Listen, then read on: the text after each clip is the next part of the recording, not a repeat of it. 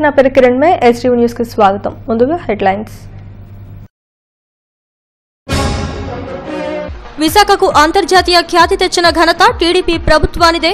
నగర అధ్యక్షుడు ఎమ్మెల్యే గణేష్ కుమార్ వెల్లడి. గాజువాక ఓటర్ల జాబితాలో పేర్లు గల్లంతు, కావాలనే తొలగించారని వైఎస్ఆర్సీపీ నేతల ఆరోపణ. మహనీయుల త్యాగాలను గుర్తుంచుకుంటూ ఆసియా సాధనకు ముందుకెళ్దాం. మహాత్మా గాంధీ వర్ధంతి సభలో వక్తల పిలుపు. వేధింపులకు నిరసనగా నగరంలో ఆటోల బంద్, పలు చోట్ల ఆటో కార్మిక సంఘాల ఆందోళన.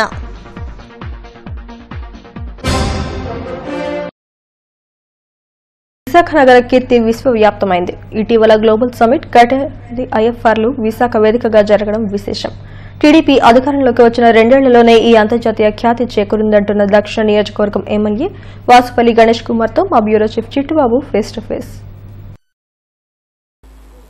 విశాఖ నగరంలో ఇటీవల నిర్వహించినటువంటి అంతర్జాతీయ గ్లోబల్ సమిట్ విజయవంతమైంది.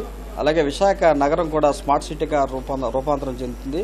నేపథ్యంలో నగర టీడీపీ అధ్యక్షులు వాసుపల్లి గణేష్ కుమార్ మనతో ఉన్నారు. వారిని అడిగి ఈ నగరానికి సంబంధించినటువంటి అభివృద్ధి గురించి మనం అడిగి తెలుసుకుందాం. చెప్పండి, ఇప్పుడు మీరు అధికారం చేపట్టి 2.5 ఏళ్లు పూర్తి అవుతుంది. ఈ నేపథ్యంలో విశాఖని ఒక అంతర్జాతీయ గుర్తింపు తెచ్చారు. దీన్ని ఎట్లా సాధ్యపడింది? దీన్ని భవిష్యత్తులో ఏం చేయబోతున్నారు? ఇది సీఎం గారు క్లోజ్ మానిటరింగ్ అన్నమాట. ముఖ్యంగా మన విశాఖపట్నం మీద అతనికి ఉండే అభిమానం. సో రాష్ట్రంలోనే కాకుండా భారతదేశంలో విశాఖపట్నాన్ని నంబర్ 1 స్థానంలో ఉంచాలి. ఇప్పటి వరకు చూడండి, విశాఖపట్నం ఏంటంటే సెల్ఫ్ డెవలప్మెంట్ జరిగింది, దానికి అదే చేసుకుంది అంతేనే. ఎవరూ కూడా ప్రోత్సాహం లేదు, ఏ నాయకుల యొక్క ప్రోత్సాహం లేదు. But for the last 2.5 years నుంచి మీరు గమనించి ఉంటారు, సీఎం చంద్రబాబు నాయుడు గారు టేక్ ఓవర్ చేసిన వెంటనే ద ఫస్ట్ మనకి క్యాబినెట్ మీటింగ్ ఎక్కడ పెట్టారు. ఆ రోజే చెప్పారు ఏంటంటే విశాఖపట్నాన్ని ముంబైకి రీచ్ చేయిస్తాను, ద సెకండ్ ముంబై అని చెప్పేసి. ఇప్పుడు అది నా వాస్తవాలని ప్రజలు నమ్ముతున్నారు, కనిపిస్తుంది. అది అందుకోసమే ఈరోజు ఏంటంటే నేషనల్ లెవెల్లో ఉంది మన సిటీ. అలాగే అతి త్వరలోనే అమరావతి అది అనుకునే అంత లెవెల్ రీచ్ అవుతుందా లేదా అనేది కాదు, కానీ బట్ అమరావతిని పక్కన పెట్టి మనం విశాఖపట్నం ముందుకు వెళ్తాం, దూసుకుని వెళ్తారు. ఇప్పుడు ప్రజా దర్బార్లు అంటే ఇప్పుడు ఇక్కడ జిల్లా పార్టీ కార్యాలయంలో పెడుతున్నారు. తర్వాత మత్స్యకార ప్రాంతాల్లో కూడా ఫిషింగ్ హార్బర్లు కూడా పెట్టడం జరుగుతుంది. ఈ ప్రాంతాన్ని ఎటువంటి డెవలప్ చేయబోతారు? అంటే ప్రజలకు వచ్చిన సమస్యల నేపథ్యంలో వాటి తీరు ఎట్లా? ఇప్పుడు సమస్యలు అనేవి ఏంటంటే పెద్దవాళ్ళకి వచ్చే సమస్యలు చాలా ఫాస్ట్గా అయిపోతాయి, క్లియర్ అవుతాయి, సొల్యూషన్స్ వస్తాయి. చిన్నవాళ్ళకి వచ్చే సమస్యలకి ఏంటంటే సొల్యూషన్ రాదు. అది ఎంత చిన్న సమస్య అది, వాళ్ళకైతే చిన్నవాళ్ళకి పెద్ద సమస్య కనిపిస్తుంది. సో ఇక్కడే తేడా ఉందన్నమాట. రెండోది ఏంటంటే వాళ్ళకి అందుబాటులో దగ్గరలో ఉన్నామనుకోండి, ఎమ్మెల్యే అనగానే ఆఫీసర్ అని భయం వేస్తుంది వాళ్ళకి. అదే రోడ్డు మీద ఉన్నారు ఎమ్మెల్యే అనగానే ఏంటంటే ఎమ్మెల్యే ఉన్నారు మన అందరూ వెళ్దామని చెప్పి అనిస్తారు, గుంపుకు వస్తారు అనమాట. సో వాళ్ళ సమస్య అక్కడికక్కడే క్లియర్ అవుతున్నాయి. అధికారులు కూడా నా వెనకతలు ఉంటారు. సో లైక్ దట్ ఏంటంటే వాళ్ళకి స్టిచింగ్ టైం సేవ్స్ 9. మున్సిపల్ ఎన్నికల ఒక కథలోకి వచ్చింది, మినిస్టర్ గారే స్వయంగా ప్రకటించారు. అంటే అధికారులు ఏర్పాటు చేయడంలో నిమగ్నం అవ్వాలి, టైం అది బహుశా ఎప్పుడు పెట్టే అవకాశం ఉంది? ఇప్పుడు ఎలక్షన్స్ ఎప్పుడు వచ్చినా కానీ క్లీన్ స్వీప్ చేసి గెలికే సత్తా తెలుగుదేశం పార్టీకి ఉంది. సో మేము కూడా ఏంటంటే అతి త్వరగా అవ్వాలని చెప్పేసి మా యొక్క నివేదికల్ని కూడా పంపిస్తున్నాము, ఎప్పటికప్పుడు పార్టీకి పంపిస్తున్నాము, అలాగే గవర్నమెంట్ కూడా పంపిస్తున్నాము. ఈవెన్ నారాయణ గారితో కూడా మాట్లాడేటప్పుడు కూడా ఇదే మాట్లాడాము. సీఎం గారు అయితే మరీ తొందరగా ఉన్నారన్నమాట, ఎలక్షన్ షుడ్ బి ఫాస్ట్ అని చెప్పి. కొన్ని విశాఖపట్నం ఏంటంటే ఇంటర్నేషనల్ వేదికలు ఏ వచ్చినా కానీ, అలా నేషనల్ వేదికలు ఏ వచ్చినా కానీ మన రాష్ట్రానికి ఉండేది విశాఖపట్నం కాబట్టి ఇక్కడ ఇది ఒక ప్లాట్ఫామ్ అవుతుందన్నమాట.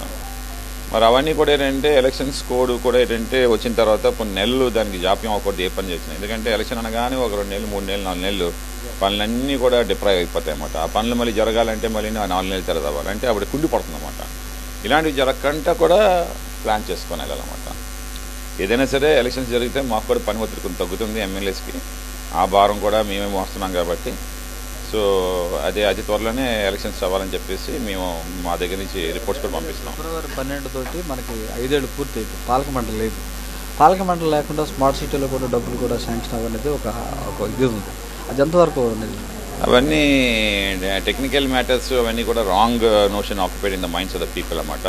అలాంటిది ఏం లేదు. ఇవన్నీ కూడా ఎప్పటికప్పుడు ఏంటంటే మన ఫండ్స్ గట్రా అన్నీ రావాల్సినవన్నీ కూడా వస్తూ ఉన్నాయి. ఇదన్నీ తప్పుడు మాట. ఇప్పుడు నగర అధ్యక్షుడిగా, ఎమ్మెల్యేగా ఉత్తర నియోజకవర్గానికి కూడా ఇన్ఛార్జిగా ఉన్నారు. ఇప్పుడు ఆ నియోజకవర్గంలో కొంత కన్ఫ్యూజన్ ఉంది. అంటే మాకు ఎవరు దీనికి బాధ్యులని? కన్ఫ్యూజన్ ఏం లేదు. అక్కడ ఒక ఎమ్మెల్యే ఉన్నారు, మేమేమో సెయిల్ అవుతున్నాము ఒకే బోట్లో అని. మంచి ఎమ్మెల్యే అండ్ ఆల్సో స్టేట్లో అతను ఫ్లోర్ లీడర్ కూడా విష్ణుకుమార్ రాజు గారు. ఏ సమస్య అయినా సరే ఎవరు రెడీగా స్పందించే నాయకుడు. బట్ ఏదైనా సరే క్లోజ్గా మానిటర్ చేసి మన టీడీపీ క్యాడర్కి సమస్యలు లేకుండా చూడమని చెప్పేసి నాకైతే ఆదేశాలు ఇవ్వడం జరిగింది పార్టీ. అదే చేస్తున్నాము.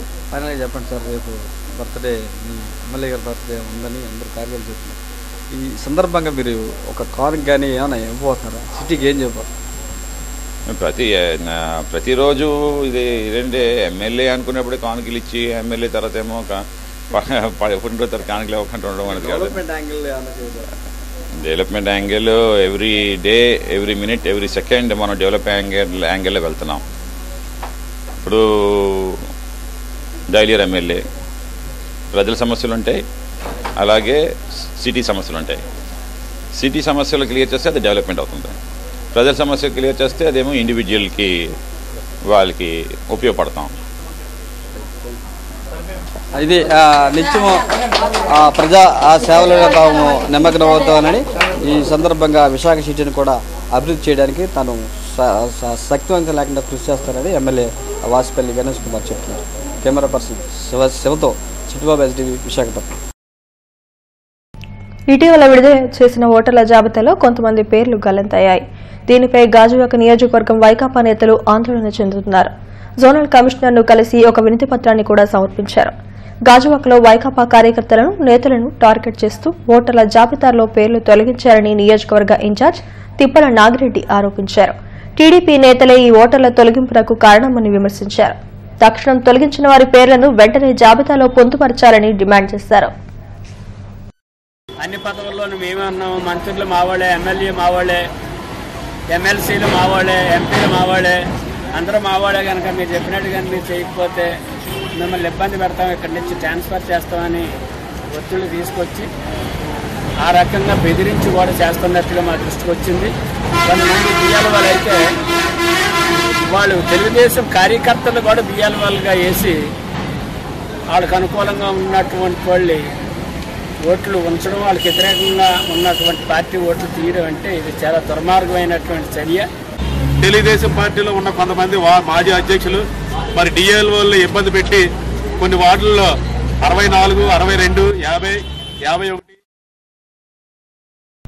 జాతిపిత మహాత్మాగాంధీ వర్ధంతిని పురస్కరించుకుని పెందుర్తి మండల పరిషత్ కార్యాలయంలో సద్భావన దివాస్ కార్యక్రమం నిర్వహించారు. గాంధీ విగ్రహానికి ఎంపీపీ రెడ్డి వరలక్ష్మి పూలమాల వేసి నివాళులర్పించారు. ఈ సందర్భంగా సర్వమత ప్రార్థనలు నిర్వహించారు. దేశ హితాన్ని కోరుతూ హిందూ, ముస్లిం, క్రైస్తవ మత గురువులు ప్రత్యేక ప్రార్థనలు చేశారు. రెడ్డి వరలక్ష్మి మాట్లాడుతూ సబర్మతి ఆశ్రమంలో అందరి హితం కోరి ప్రార్థన చేసిన అనంతరం 1948లో ఇదే రోజున గాంధీజీ ప్రాణాలు కోల్పోయారని గుర్తు చేశారు. బాపూజీ చూపిన మార్గం అందరికీ ఆదర్శప్రాయమని అన్నారు. ఈ కార్యక్రమంలో అధికారులు, స్థానిక నేతలు పాల్గొన్నారు.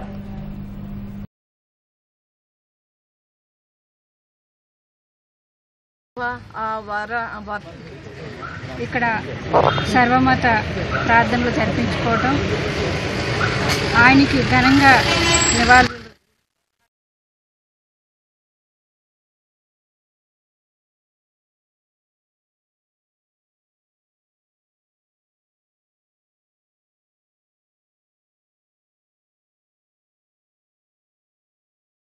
బాపూజీ కన్న కళ్లను నిజం చేసేందుకు ప్రతి ఒక్కరూ ముందుకు రావాలని Gajuwaka zonal commissioner BV Ramana అన్నారు. మహాత్మాగాంధీ వర్ధంతి సందర్భంగా కార్యాలయంలోని గాంధీ విగ్రహానికి పూలమాల వేసి నివాళులర్పించారు. మహనీయులను స్మరించుకుంటూ వారి ఆశయ సాధనకు పాటుపడాలని పిలుపునిచ్చారు. ఈ కార్యక్రమంలో డాక్టర్ జయరాం తదితరులు పాల్గొన్నారు.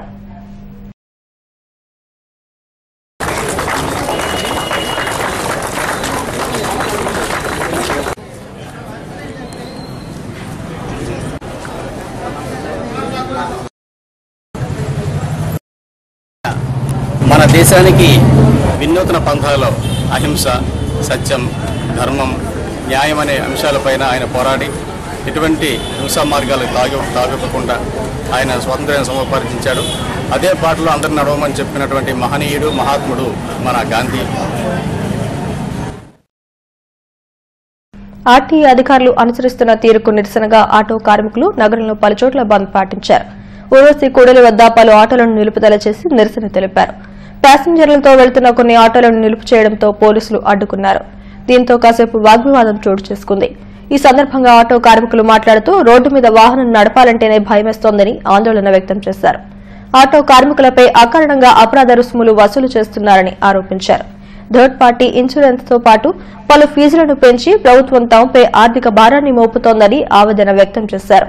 తక్షణం వేధింపులు ఆపాలని డిమాండ్ చేశారు.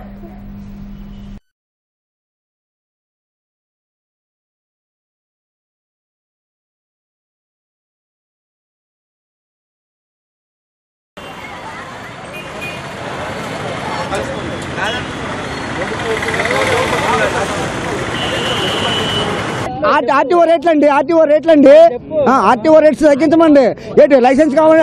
ఆగండి. ఇప్పుడు ప్రతి ఓడు చదువుకోడు, ప్రతి ఓడికి చదివించలేదు, ప్రతి తల్లిదండ్రులు ప్రతి పిల్లలను కూడా తల్లిదండ్రులు చదివించిన పరిస్థితి. ఆ చదవడానికి లైసెన్స్ లేదంట. లైసెన్స్ ఎలా కావాలి? లైసెన్స్ ఎలాగ వస్తుంది? ఆడ ఎలా బతకాలి? 3 రోజులు డిఎల్ రాసుకోమనండి, తప్పేమలేదు.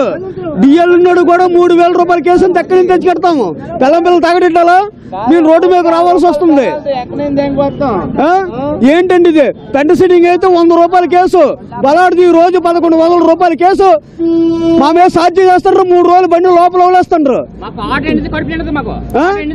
మా రోజంతా కష్టపడితే ఎంత వస్తుంది? 300-400 వస్తుంది ఈ రోజు. ఇప్పుడేమో బ్రేక్ ఇన్స్పెక్టర్ తిరుగుతున్నారు రోడ్ల మీద. బండి పట్టుకుంటే రోజుకి 50 రూపాయలు ఫైన్ వేస్తున్నారు. 2 సంవత్సరాల నుంచి ఫైన్ కట్టుకోలేను. ఫైన్ కట్టుకోలేదు. ఎందుకంటే పిల్లల్ని పోషించాలి, తల్లిదండ్రులు పోషించాలి, ఇంటి అద్దెలు కట్టుకోవాలి. చాలా బిల్లు ఇంకా మెయింటెనెన్స్ చాలా ఎక్కువ ఉంటుంది. ఆటోమేటిక్ తమ కాలనీకి తాగునీటి సమస్యను పరిష్కరించాలంటూ జీవీఎంసీ 52వ వార్డు బాపూజీ జగజీవన్ రామ్ కాలనీ వాసులు జోనల్ కార్యాలయం ఎదుట ధర్నా నిర్వహించారు. కాలనీకి వెళ్లే ప్రధాన పైపులను పూర్తిగా దెబ్బతిండడంతో తాగునీటికి తీవ్ర ఇబ్బందులు ఎదుర్కొంటున్నామని కాలనీ వాసులు ఆందోళన వ్యక్తం చేశారు. ఈ మేరకు జెడ్సీని కలిసి వినతి పత్రం సమర్పించారు. సమస్యను ఎన్నిసార్లు అధికారుల దృష్టికి తీసుకువెళ్లినా పట్టించుకోలేదని మండిపడ్డారు. గ్రీవెన్స్ లో వినతులకు ఇదేనా న్యాయం చేయడం అని ప్రశ్నించారు. తక్షణం తమ గ్రామానికి పైపులను వేసి మంచినీటి సమస్యను పరిష్కరించాలని డిమాండ్ చేశారు. ప్రజాప్రతినిధులకి ఎంతమంది చెప్పినా సరే ఎవరు పట్టించుకునే వాళ్ళు లేరండి. వీటి కోసం ఇక్కడ 30 ఇళ్ల వరకు ఉన్నాయండి. వాళ్ళకి వాటర్ లేక చాలా ఇబ్బంది పడుతున్నారు. ఎన్నిసార్లు కంప్లీట్ చేసినా పేపర్లు ఇవ్వడం, తీసుకోవడం, వెళ్ళండి మీరు చేసుకుంటామని చెప్పడం తప్ప వాళ్ళు ఎవరు ఎటువంటి చర్య తీసుకుంటలేదు. ఎస్టిమేషన్ మాత్రం వేసి వెళ్ళిపోతున్నారండి. రావడం ఏదో వచ్చి చూసి వెళ్ళిపోతున్నాం అన్నట్టే మాత్రమే తప్ప అక్కడ మనకు వాటర్ వేసేది లేదు, ఎటువంటి పనులు చేసేది లేదు. ఆఖరికి ఎమ్మెల్యే గారి దగ్గర కూడా ఈ విషయం తీసుకెళ్ళడం అయిందండి. అంటే ప్రతి పనికి కూడా 100 సార్లు తిరిగితే కానీ కనకమహాలక్ష్మి అమ్మవారి దేవస్థానానికి రద్దయిన పాత నోట్ల తాకిడి ఎక్కువైంది. సోమవారం నెలవారీ హుండీ ఆదాయం లెక్కింపు యువ జ్యోతిమాధవి ఆధ్వర్యంలో ప్రారంభమైంది. శ్రీవారి సేవకు లెక్కింపు నిర్వహించారు. పెద్ద నోట్ల రద్దు తర్వాత వాటిని ఏం చేసుకోవాలో పాలుపోని కొందరు అమ్మవారి హుండీలో వేసి చేతులు దులుపుకున్నారు. 2016 డిసెంబర్ 31తో పాత నోట్లకు గడువు ముగిసింది. ఆలోపు మార్చుకుని వారంతా అమ్మవారికి విరాళాలుగా సమర్పించారు. దీంతో నెలవారీ హుండీ లెక్కింపులో ఈ విషయం వెలుగులోకి వచ్చింది. వీటిని ఏం చేయాలో పాలుపోక ఆలయ అధికారులు తలలు పట్టుకుంటున్నారు. అయితే దేవస్థానానికి వచ్చిన పాత నోట్లను రిజర్వ్ బ్యాంకులో మార్చుకునే అవకాశం ఉన్నందున ఆ విధంగా ప్రయత్నిస్తామని ఈవో జ్యోతిమాధవ్ తెలిపారు. ఈ కార్యక్రమంలో ఆలయ కమిటీ చైర్మన్ డబ్ల్యూ భాస్కర్, సభ్యులు పాల్గొన్నారు. శ్రీహరి సేవ వాళ్ళు ఇందులో పాల్గొంటున్నారు. ఈ నోట్లు కొత్త నోట్లు ఎక్కువ వచ్చాయి. అయితే అదే విధంగా మళ్ళీ పాత నోట్లు మళ్ళీ పాతవే కూడా రావటం జరిగింది. అంటే దయచేసి పాత నోట్లు గవర్నమెంట్ రద్దు చేసేసిన తర్వాత కూడా ఇంకా మీరు ఇలా ఇస్తే, ఇప్పుడు తిరుపతిలో వాళ్ళు కూడా ఆర్బీఐకి ఇచ్చినా కూడా అక్కడ తీసుకోవట్లేదని అన్నారు. కానీ అలాంటి ప్రాబ్లం వస్తే మరి దేవస్థానానికి కష్టమే అవుతుంది. రేపు ఫిబ్రవరి 1 శ్రీ పంచమి కాబట్టి ఆ తిథి సందర్భంగా సరస్వతీదేవికి పూజ చేస్తున్నాము.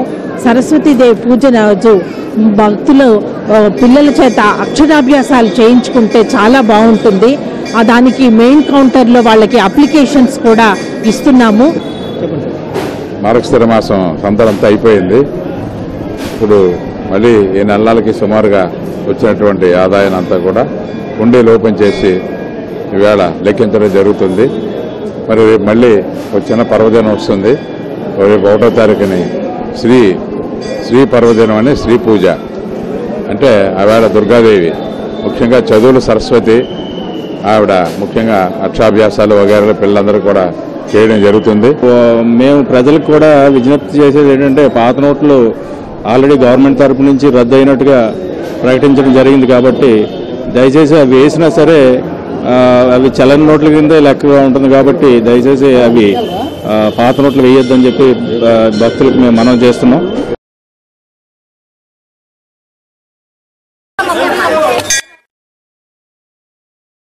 తెలుగునాడు ఉపాధ్యాయ సంఘం క్యాలెండర్ను ఎమ్మెల్యే వాసుపల్లి గణేష్ కుమార్ ఆవిష్కరించారు.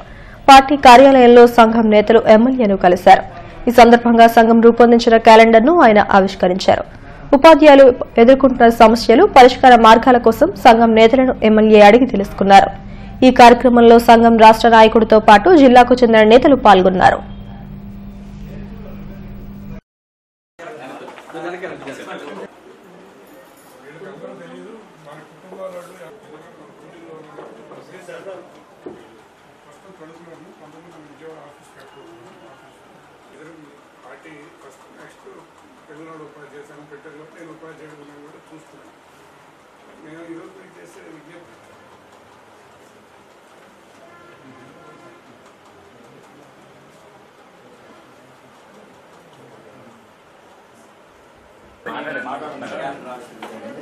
ఇవ్వండి, బొకే ఇవ్వండి.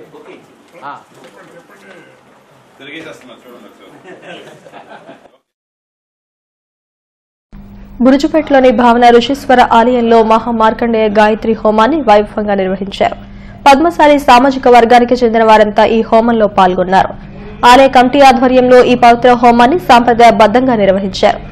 ఈ సందర్భంగా వార్షిక క్యాలెండర్ను ఆవిష్కరించారు. ఈ కార్యక్రమంలో మాజీ కార్పొరేటర్ వానపల్లి రవికుమార్, ఆలయ కమిటీ సభ్యులు పాల్గొన్నారు. ఈరోజు అటువంటి మార్కండేయుల వారి జన్మదినం పురస్కరించుకొని ఈరోజు ఇక్కడ విశాఖపట్నం బుర్జుపేట శ్రీ భావన ఋషీశ్వర్ల వారి ఆలయంలో ఈరోజు మహా మార్కండేయ గాయత్రి హోమం జరపడం జరిగింది. ఈ కార్యక్రమానికి మేము అడిగిన వెంటనే ఈ కమిటీ వారు కూడా సహకరించి చేయండి, దైవ కార్యం చేయడం ఎంతైనా మంచిదని చెప్పి వారందరూ కూడా మమ్మల్ని వెన్నంటి ప్రోత్సహించారు. అలాగే మేము ఎవరి దగ్గరికి వెళ్ళినా సరే చాలా మంచి కార్యక్రమం చేస్తున్నారు. చాలా ఆసక్తితో ఇక్కడికి రావడం, జనాలందరూ ఇంత భారీ సంఖ్యలో కూడా రావడం నిజంగా మాకు చాలా ఆనందం కలిగించింది. బురుజుపేటలో ఉన్నటువంటి ఈ దేవాలయంలో పద్మశాలీలకు ప్రత్యేకమైనటువంటి ఆలయం, విశాఖపట్నంలో మొట్టమొదటి వెలిసినట్టు ఆలయం.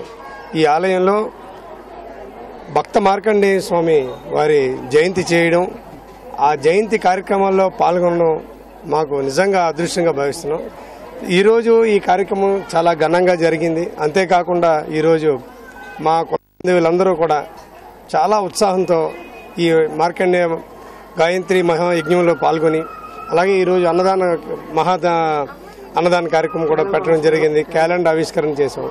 చాలా ఉత్సాహంగా మా అందరూ కూడా చాలా ఆనంద క్షణాలు ఏమైనా ఉన్నాయంటే కనుక ఈ రోజు అని మేము చెప్పగలుగుతాం. అదొక దినసరి అయిపోయింది, అదొక క్రియ అయిపోయింది. భావన మార్కండేయ స్వామి వారికి కార్తీక మాసానికి పద్మశాలి వారికి కార్యం చేస్తారు.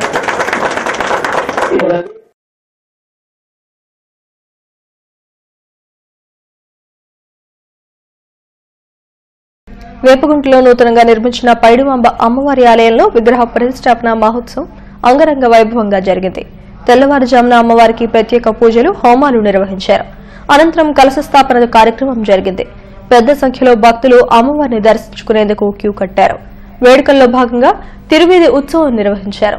ఆలయ ధర్మకర్త మామిడి రాజు మాట్లాడుతూ ఉత్సవాలను ప్రతిష్టాత్మకంగా నిర్వహిస్తున్నామని తెలిపారు. ఆలయాన్ని మరింత అభివృద్ధి చేస్తామని పేర్కొన్నారు.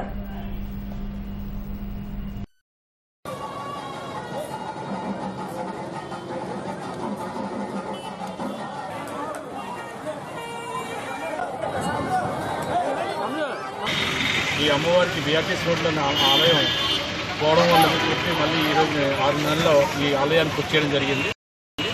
సో 28, 29 అమ్మవారి చండీయాగం, శ్రీరాజవాసం, జలాభిషేకం దాన్ని చేయడం జరిగింది. ఈరోజు కాన్స్ట్రక్షన్ జరిగింది.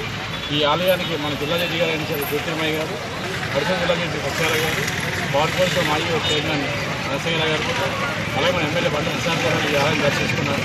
వాళ్ళు కూడా మేము ఈ మీడియా పూర్వక ఈ రోజు మేము తెలియజేసుకున్నాం. మేము కూడా కలెక్టరేట్ అయిన తర్వాత 1 గంటలకి ఈ స్వామి స్వరూపాలను నరేంద్ర మహాస్వామి గారు వచ్చి మహాస్వామి గారు వచ్చిన వల్ల వాళ్ళు వెళ్ళి చేయడం. అసలు రోజువారీ కార్యక్రమాలు ఏ విధంగా జరుగుతాయి? పూజా కార్యక్రమం రోజువారీ కార్యక్రమం ఉదయం నుంచి అమ్మవారికి పూజా కార్యక్రమాలు, అమ్మవారి కుంకుమార్చనలు, అమ్మవారి తాలూకా రాత్రి ప్రతిష్ఠ కూడా చేయడం జరిగింది. అమ్మవారికి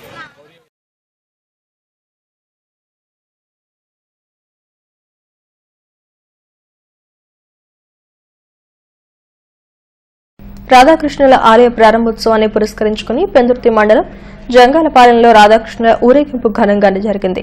కలశాలను, విగ్రహాలను ఊరేగింపుగా తీసుకొచ్చి ఆలయం వద్ద ప్రత్యేక పూజలు నిర్వహించారు. శాంతిహోమం జరిపారు.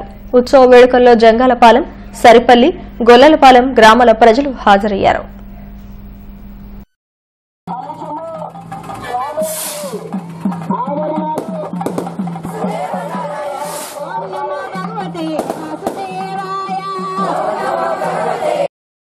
ఆలయ నిర్మాణం ప్రజలందరి సహకారంతో కట్టడం జరిగింది. అదేవిధంగా మేము వెళ్ళి కోరగానే ఎంపీటీసీ గారు స్పందించి ఎంపీ గారి దగ్గర తీసుకెళ్లి ఒక 5 లక్షల రూపాయలు మంజూరు చేయించి మా గుడి నిర్మాణంలో పూర్తి సహాయ సహకారాలు అందించడమే కాకుండా ప్రతిరోజు మమ్మల్ని ఎంతవరకు వచ్చింది ఏంటి అని చెప్పి ఆలోచన మమ్మల్ని ప్రోత్సహిస్తూ అలడి తాలూకా కార్యక్రమాలు విషయానికి వస్తే 19వ తారీఖు నుంచి హోమం చేసే కార్యక్రమాలు శ్రీ సుబ్రహ్మణ్య శర్మ గారి సరిపిల్లి వారి నిర్వహించబడుతుంది.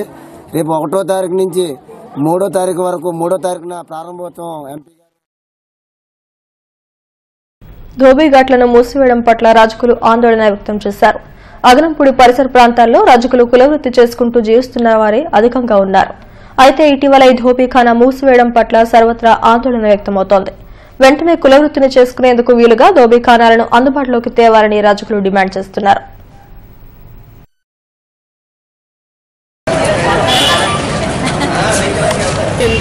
నాలుగెట్టింగ్ అయితే 5 సంవత్సరాలు పెట్టి మేము తెచ్చుకున్నాం. అయితే నిజమైన బట్టు ఉతుక్కున్న వాళ్ళకి మాత్రం ధోబీఖానా క్యాటరింగ్ చేస్తున్నాం. జోన్ కమిషనర్ గారికి మరి కంప్లీట్ చేసామనుకున్నాం. అయితే మరి కమిషనర్ ఎంక్వైరీ చేసి మేము చేస్తామన్నారు. అయితే ఇప్పటి వరకు మరి మేము చాలా వరకు దగ్గర 3 నెలల వరకు మేము ఉతికాము. ఉతికిన తర్వాత కూడా వాళ్ళు తాళం వేసుకున్నారు. అయితే ఈసారి కూడా కొద్దిగా కమిషనర్ గారికి తెలియజేసాం. మేము కూడా మేము అంటే కోరుకుంటాం మాకు మళ్ళీ ధోబీఖానా మాకు అప్పచెప్తే మేము అందరూ కలిపి మళ్ళీ బట్టలు ఉతుక్కొని మేము చేసుకుందాం అనుకుంటున్నామండి. గత 5 సంవత్సరాలుగా బీసీ సంఘం నడుపుకుంటున్నామండి. మాకంటూ ధోబీ కాలనీ కోసం మేము వచ్చాము. మాకు ధోబీ కాలనీ శాంక్షన్ అయ్యింది. ఫౌండేషన్ వారి వెదర్ రిపోర్ట్. గాలి వేగం ఉదయం సాయంత్రం 16 నుండి 18 కిలోమీటర్లు, రాత్రి 8 నుండి 10 కిలోమీటర్లు ఉండవచ్చును. గాలి దిశ ఉదయం సాయంత్రం ఈశాన్య దిశగా, రాత్రి తూర్పు దిశగా ఉండవచ్చును. అలల ఎత్తు ఉదయం సాయంత్రం రాత్రి 4 నుండి 5 అడుగులు ఉండవచ్చును. ఆకాశం ఉదయం సాయంత్రం రాత్రి నిర్మలంగా ఉండవచ్చును. మత్స్యకారులకు సూచన. పై గణాంకాలను బట్టి రాగల 2 రోజులు సముద్ర వాతావరణం సాధారణ పరిస్థితులలో కొనసాగుచున్నది. కావున మత్స్యకారులు వేటకు వెళ్లవచ్చును. విశాఖ జిల్లా రైతులకు జిల్లా ఉద్యాన శాఖ మరియు రిలయన్స్ ఫౌండేషన్ వారి సమాచారం. మిరప పంటలో కోత తరువాత తీసుకోవలసిన జాగ్రత్తలు. మిరపలో 10% మించి ఎక్కువ తేమ ఉండకుండా ఎండబెట్టాలి. కాయ కోసే ముందు సస్యరక్షణ మందులను పిచికారీ చేయరాదు. అప్లోటాక్సిన్ వృద్ధి కాకుండా మిరపకాయలను సిమెంట్ గచ్చు మీద లేక పాలిథిన్ పట్టాల మీద ఎండబెట్టాలి. ఈ సమాచారం విన్న రైతులకు రిలయన్స్ ఫౌండేషన్ వారి ధన్యవాదములు. బులెటిన్ ముగించే ముందు హెడ్లైన్స్ మరోసారి.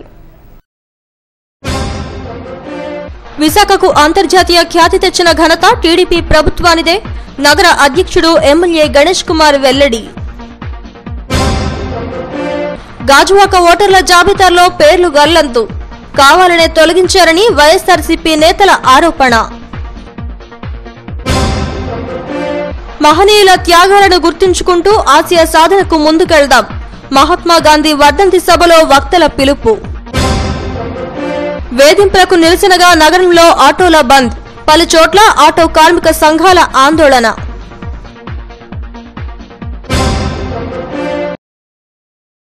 ఈ వార్తలు ఇంతటితో సమాప్తం. మరిన్ని వార్తా విశేషాల కోసం చూస్తూనే ఉండండి STV న్యూస్.